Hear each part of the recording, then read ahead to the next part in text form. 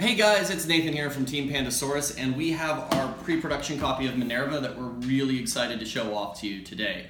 One thing you're going to notice about this guy is the box doesn't have the spot UV or the hollow foil on it right now. We're expecting that sample in sometime next week to get approval before Chinese New Year. We're really excited because we think that's going to look super cool, but the box does look really nice as is. Really happy with the artwork from Franz on this. It's really beautiful. So, let's get right in. Unboxing, the very first thing you're going to notice is the rulebook. I can show you the rulebook, but, you know, it's a rulebook. So, you know, really high quality, really happy with the rulebook. Then we come into the punch board, and I want to show you this. This game has so much punch board. So much punch. It's the main thing in the game, so that does make sense. One thing I want you to note is these are laser cut.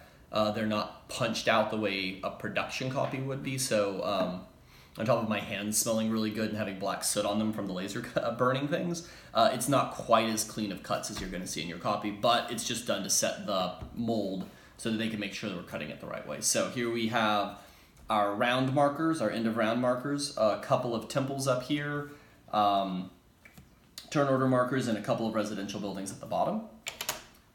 Then right here, we have the beginnings of our city tiles with all of the different buildings and all of the amazingly cool artwork that you can get on these tiles throughout the game.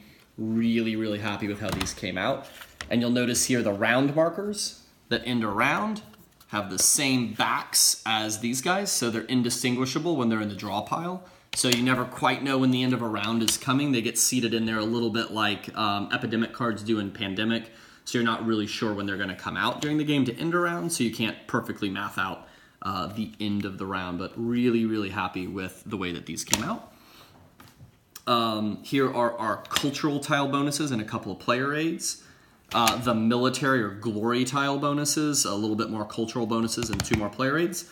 All the residential buildings that players start the game with. Some of the temples that give you some in-game adjacency scoring options for the most part with how you've laid your city out. And these are what make the order you create your city really important. And then we have sort of your standard edition punch board resources. Obviously your copy is going to have wood, meeples here, and then metal coins. We have some photos of the wood components that we're going to put in the comments below from the factory. We don't actually have them in hand yet, but we expect them to come on Monday. And we'll either shoot a quick video to show you those or just take some photos of them. As far as the metal coins go, we don't have actual metal coins yet, but we do have the mold-proof samples.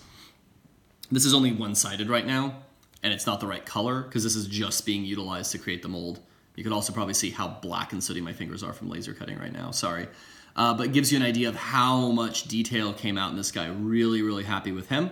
Like I said, we'll have the wooden components in next week. We should have the hollow foil samples shortly, either this week or next week.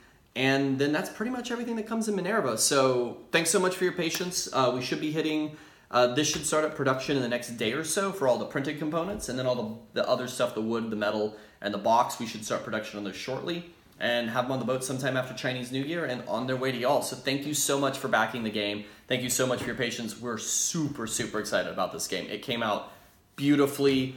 Obviously, Hayashi did an amazing job creating this game, and we think that Franz Vohinkel did a really good job updating the artwork and making it really stand out. Cannot wait for you guys to get this in your hands a little bit later on this year. Thanks so much.